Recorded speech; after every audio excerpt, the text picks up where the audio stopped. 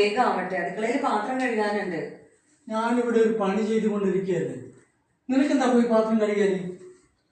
കോടതി പറഞ്ഞത് കേട്ടില്ലേ, വീട്ടിലെ ജോലികൾ ഭാര്യയും ഭർത്താവും ഒപ്പത്തിനൊപ്പം ചെയ്യണം എന്ന് പറഞ്ഞ ഭാര്യയും ഭർത്താവും 50-50.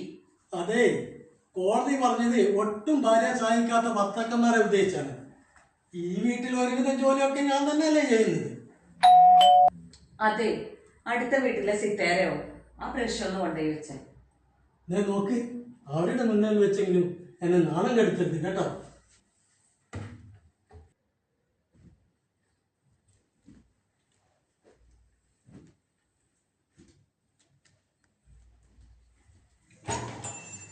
വാ സിത്താന. ചേച്ചി പ്രകാശായിട്ടില്ലേ? ആ, അകത്തുണ്ട്. ആളൊരു ഓൺലൈൻ മീറ്റിംഗിലാ. സാമൂഹ്യ പ്രവർത്തനല്ലേ, ഒരു മിനിറ്റ് പോലും സമയമില്ല. സിത്താര ഇരിക്കും. ചേച്ചി നോർക്കയിൽ രജിസ്റ്റർ ചെയ്യാനുള്ള ഡോക്യുമെന്റ്സ് പ്രകാശന് കൊടുക്കാനായിരുന്നു. ആ, പ്രകാശേട്ടൻ പറഞ്ഞിരുന്നു. അതെ അല്ലേ? അല്ല സിതാരിയ, ചേട്ടാ ഞാൻ കുറച്ച് ജോലി തിരക്കിലായിരുന്നു. ചേച്ചി പറഞ്ഞു ഓൺലൈൻ മീറ്റിംഗിലാണെന്ന്. ഓൺലൈൻ മീറ്റിംഗോ? Online meeting. ഞാൻ മെൻസ് കമ്മീഷന്റെ ചർച്ചയിലായിരുന്നു. അല്ല, പറഞ്ഞ പോലെ എന്തായി മെൻസ് കമ്മീഷൻ? അധികം താമസിയാതെ ആ നിയമം നിലവിൽ വരും. ആ നിയമം വന്നാൽ പിന്നെ ആണുങ്ങൾക്ക് ധൈര്യമായി ജീവിക്കാമല്ലോ. ഓ, പറഞ്ഞു കേട്ടാ തോന്നുന്നു എന്നെ പേടിച്ചിട്ടാ നിങ്ങൾ ഇവിടെ ജീവിക്കണേന്ന്. എന്റെ കാര്യമല്ല പറഞ്ഞത്, ഞാനത് പൊതുവേ പറഞ്ഞതാ. ഞാൻ ഇവിടെ വലിയ ഹാപ്പിയല്ലേ. അതൊക്കെ പോട്ടെ, സീതാറുടെ ഭർത്താവ് വീട്ടിലെ ജോലിയൊക്കെ ചെയ്യാറുണ്ടോ? ഞാൻ അദ്ദേഹത്തെ ഒരിക്കലും ബുദ്ധിമുട്ടിപ്പിക്കാറില്ല. അന്തസ്സുള്ള ഭാര്യമാര് ഭർത്താക്കന്മാരെ വീട്ടിലെ ജോലി ഒന്നും ചെയ്യിപ്പിക്കാറില്ല, അല്ലേ ചേച്ചി? അതെ അതെ അതെ അതെ.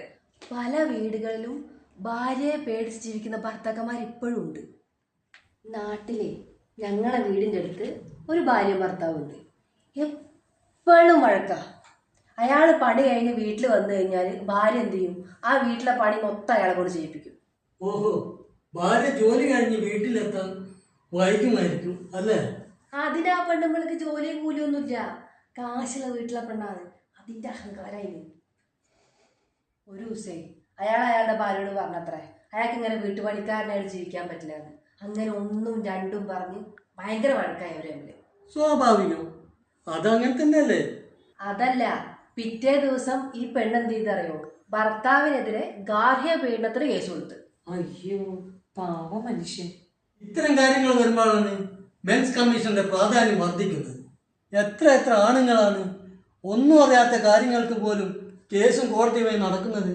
മെൻസ് കമ്മീഷൻ വരണം തന്നെ ഞാനും ആഗ്രഹിക്കുന്നത്. അന്തസ്സുള്ള പെണ്ണുങ്ങൾ അതിനെ അനുകൂലിക്കും, അല്ലേ ചേച്ചി? അതെ അതെ അതെ. പ്രകാശേട്ടാ, ഇതില് നിങ്ങൾ പറഞ്ഞ ഡോക്യുമെന്റ്സ് എല്ലാം ഉണ്ട്. നീ ഇനി എന്തെങ്കിലും വേണമെന്നുള്ളത് നോക്കിയിട്ട് പറഞ്ഞാൽ മതി. ഓക്കെ, ഞാൻ നോക്കിയിട്ട് പറയാം കേട്ടോ. ചേച്ചി ഇന്ന് ഞാൻ പോട്ടെ, ചേട്ടനെ ചായ കൊടുക്കാൻ സമയമായി.